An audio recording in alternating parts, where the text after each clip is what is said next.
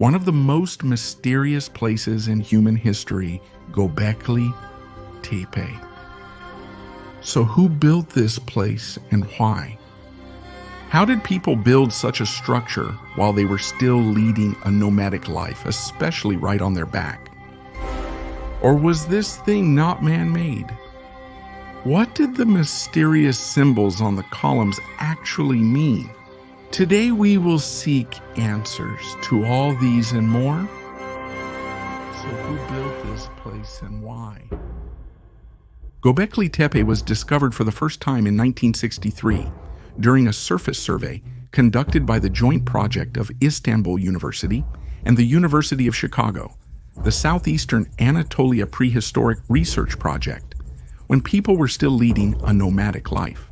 When a few unnatural-looking hills are examined, it is seen that they are covered with thousands of flint stone fragments, which are definitely man-made. In the initial examinations, this place is not dwelled on much and the research is abandoned as it is. In 1986, a farmer finds a piece of statue while plowing his field near Göbeklitepe.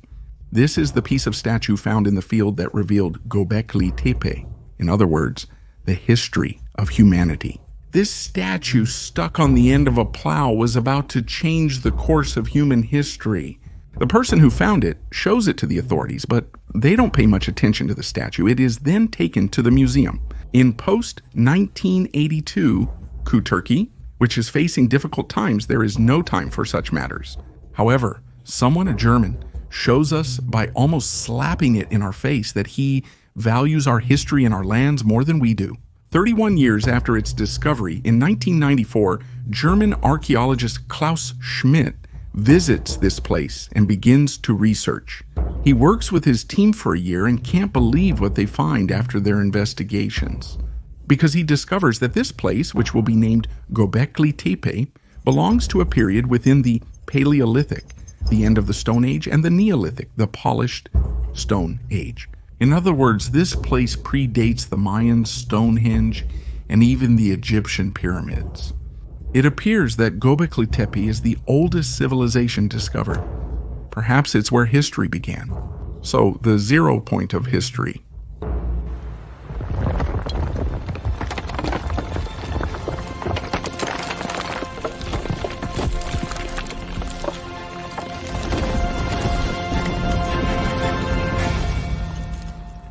This extraordinary structure discovered in our Turkey has changed everything in the world upside down. This point that the world has reached, this technology, massive cities, all became real thanks to the people who lived in Göbekli Tepe. It seems unbelievable, but it's true. But how? Humanity hunted for a long time.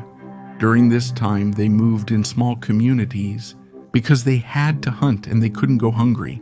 A settled life was impossible for them. But then someone somehow discovered how to grow edible plants. Humanity had discovered agriculture, and slowly in small communities, they transitioned to a settled life. This eventually led to the construction of stone houses, and then to cities. Because thanks to agriculture, people now had more time to think. As far as we know, civilization began with Göbekli Tepe. That's why Göbekli Tepe is also called the 0 point of history. Göbekli Tepe is a place located in the southeast of today's Turkey, in the north of Mesopotamia, also known as the Fertile Crescent. The research conducted so far has taken place in an area approximately the size of 20 football fields. The locations of the stones underground were found using a radar system. The system sends radio waves into the ground. These waves go deep and send an early signal when they hit harder areas. Thus, what's happening beneath the surface is discovered thanks to the reflected signals. Klaus Schmidt and his team unearthed 4 stone rooms and massive limestone columns, most in the shape of a T after the excavations. Moreover, these have mysterious shapes and animal figures on them. These multi-ton blocks are approximately 12,000 years old. The artifacts found in the excavations date back to 9,000 to 10,000 before Christ. The oldest layer has not yet been reached, but it is about 12,000 years old. There are 4 large rooms in the center. In the middle of these, there are T-shaped stones weighing up to 24 tons, and reaching a length of 19 feet 8 3/10 inches. What's incredible is the thought that there are at least 16 of these circular structures.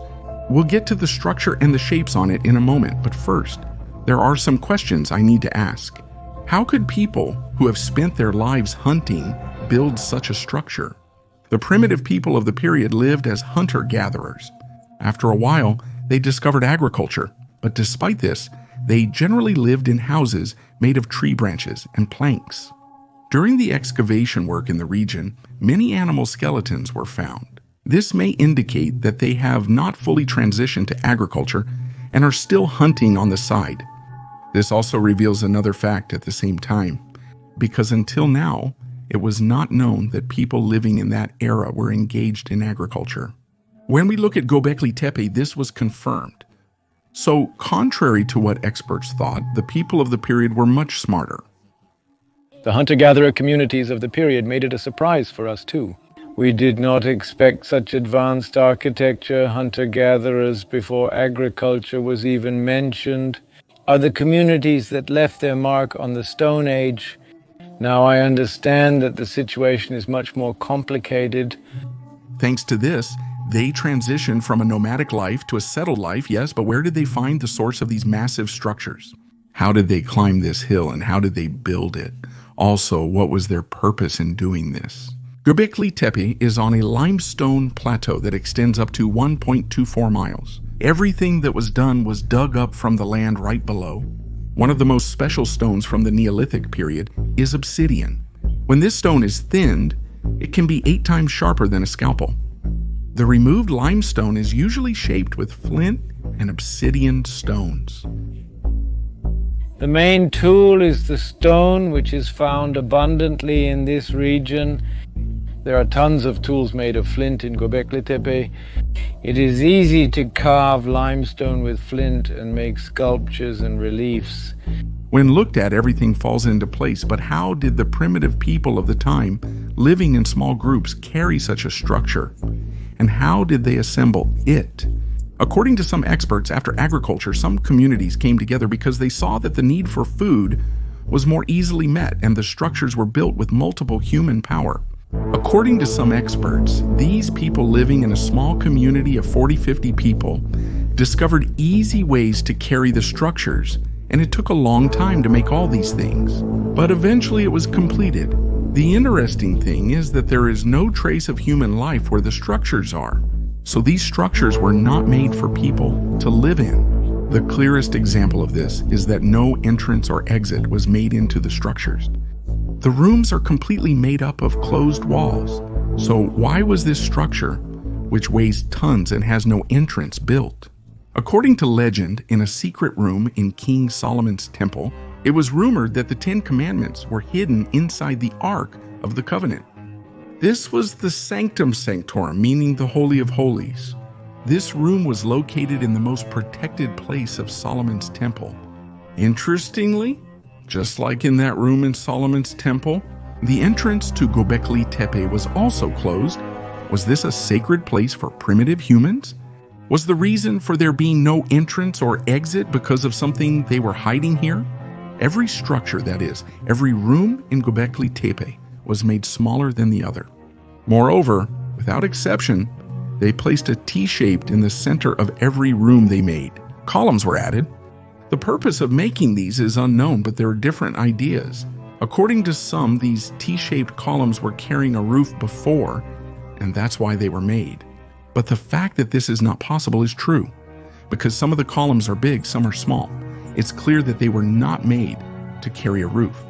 According to some experts, these are symbolic humans. The upper part symbolizes the human head. The lower part symbolizes the body. Even the arms that extend forward on the body are carved into the column. The fingers are clearly visible. Right here you can see the belt they wrapped around their waist and the belt buckle. The thing that is upside down is probably a fur coat they wrapped around their waist. If we look at the picture from a wide angle, the small T-shaped walls on the side, the animal figures on them, and the 2 larger T-shaped pillars standing in the middle, these seem to represent important people in the community. The small T-shaped pillars surrounding it probably symbolize the people. Just as some countries remember their historically significant figures today, the people of that time may have wanted to commemorate their important people in this way. However, there are no face motifs on the pillars. Neither an eye nor a head structure is processed. According to Klaus Schmidt, these are symbols of something non-human, of God. They were perhaps the first humans who believed in a power superior to themselves, and these stones were made for what they believed in. According to some researchers, this place is entirely a temple. These standing T-shaped pillars and the stones surrounding it, all of them could have been made to commemorate the heavens. If we look at the Stone Age that will be built centuries later, we can see that it resembles the structures in Göbekli Tepe. Stones similar to the T-shape in the middle, and again smaller stones that surround them and form a circle. It resembles quite a lot. However, these two structures are in very distant places, and there are centuries between their construction dates. Perhaps this belief system at Göbekli Tepe has been preserved for centuries and spread to different geographies. The mystery is not just in the columns, but also in the house. Also, the figures on the columns. What particularly stands out in the structure are the figures thought to be tigers or leopards. It's carved out of a single stone, so much so that you can even see the animal's rib bones. According to Klaus Schmidt, these animal figures were added to the structure as guardians, the guardians of the standing stone. In addition, some of the most common figures are animals like foxes, snakes, and wild boars. The figures were made with incredible craftsmanship. As you know, before religious beliefs emerged, people worshipped the sun, the moon, or animals. You can see this in the history of countries like Egypt and India. Even today in India, some animals can be worshipped. The figures on these columns could also be an indication of their worship of animals. But this is a very low probability, because if we consider that they were hunters, I don't think they could be sacrificing their own gods. During my research, I wondered why it was abandoned and remained underground after how and for what purpose it was built. Did these people topple these structures and bury them underground as a matter of faith after all the effort they put in? None of the communities that came after them did anything like this. Also, there is no sense in them doing this. Could it be that a disaster struck them in the following years, and that's why everything was buried underground? While researching for Before Christ, he remembered an event he had previously made a video about: the flood of Noah.